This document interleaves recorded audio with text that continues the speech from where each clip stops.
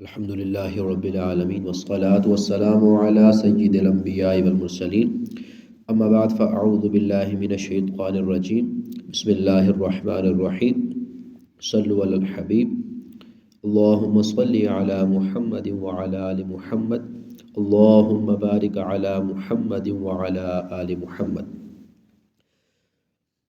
حدثنا أبو نعيم قال حدثنا الأعمش عن شقیق بن سلمہ قال قال عبداللہ.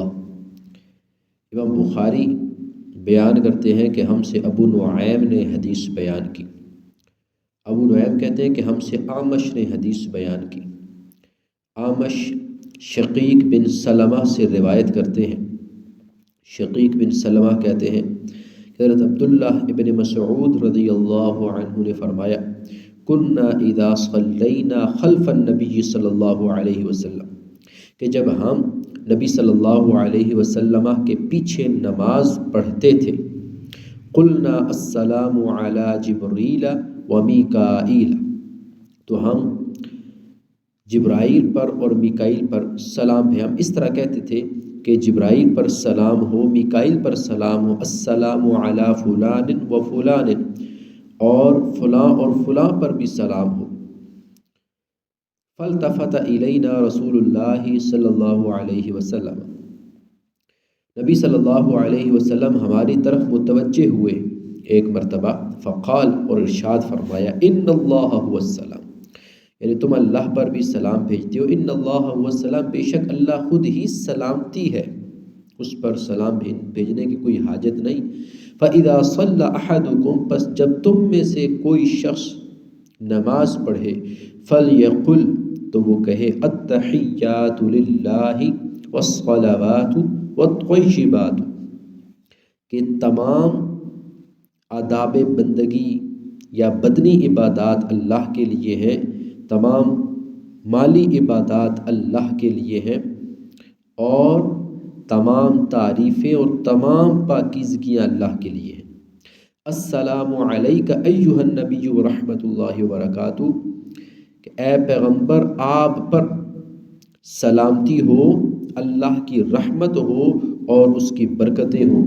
السلام علینا وعلی عباد اللہ الصالحین، اور ہم پر بھی سلامتی ہو اور اللہ کے تمام نیک بندوں پر بھی سلام ہو، سلامتی ہو.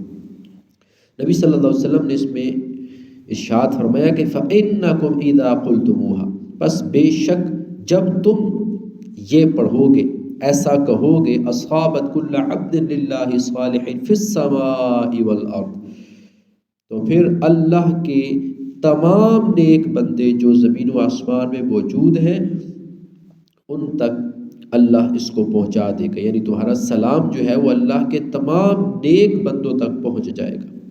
اشہد ان لا الہ الا اللہ و اشہد ان محمدا عبدہ و رسولہ، میں گواہی دیتا ہوں کہ اللہ کے سوا کوئی معبود نہیں، اور میں گواہی دیتا ہوں کہ محمد صلی اللہ علیہ وسلم اس کے بندے اور اس کے رسول ہیں. تشہد کے الفاظ جو حضرت عبداللہ بن مسعود کی اس روایت کے اندر موجود ہیں، اس روایت کو امام بخاری نے روایت کیا اور اس روایت کا رقم ہے 831.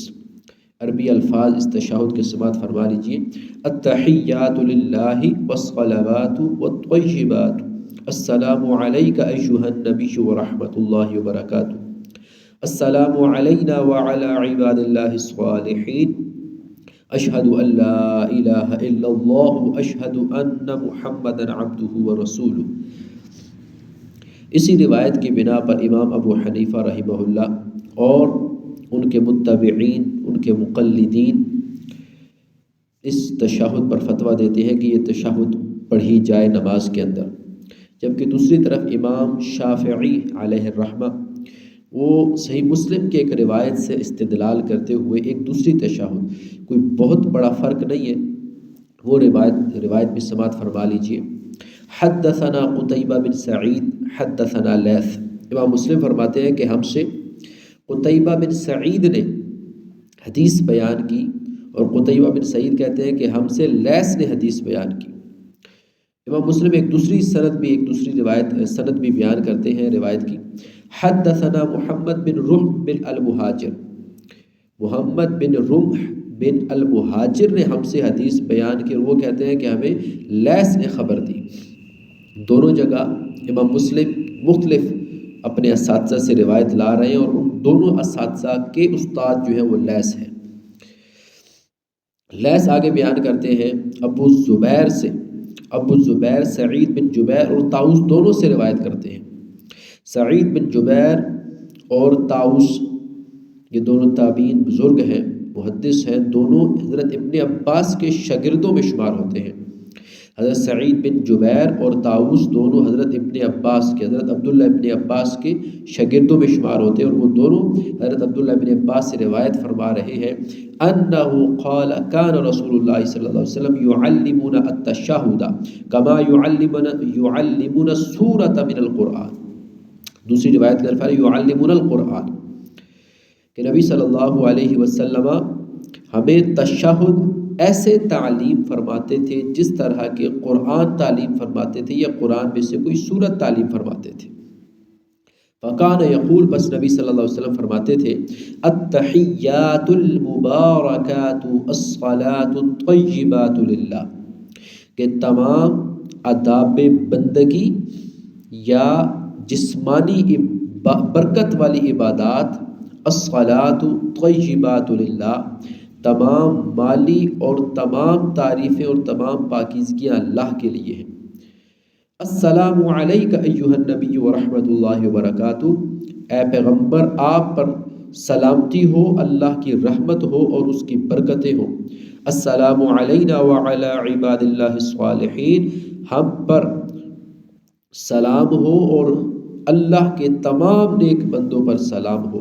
اشہد ان لا الہ الا اللہ و اشہد ان محمد رسول اللہ، میں گواہی دیتا ہوں کہ محمد صلی اللہ علیہ وسلم اللہ کے رسول ہیں. اس روایت پر اگر غور کریں تو اس روایت میں چند الفاظ کی تبدیلی کے ساتھ ہمیں تشہد ملتی ہے. ایک تبدیلی تو شروع میں ہے التحیات المبارکات الصلوات الطیبات للہ، اور دوسری تبدیلی آخر میں ہے اشہد ان لا الہ الا اللہ و اشہد ان محمد رسول اللہ. لیکن یہ روایت صحیح مسلم کے اندر ہے، امام مسلم نے اس کو اپنی کتاب صحیح مسلم کے اندر نقل فرمایا ہے، درج کیا ہے، اور اس روایت کا رقم ہے انٹرنیشنل نمبر کے مطابق 403. اس میں ایک تیسری روایت بھی موجود ہے جو امام مالک نے اپنی موطا کے اندر درج کی ہے. عن ابن شہاب عن عروہ بن زبیر عن عبد الرحمن بن عبد القاری انہ سمع عمر بن الخطاب.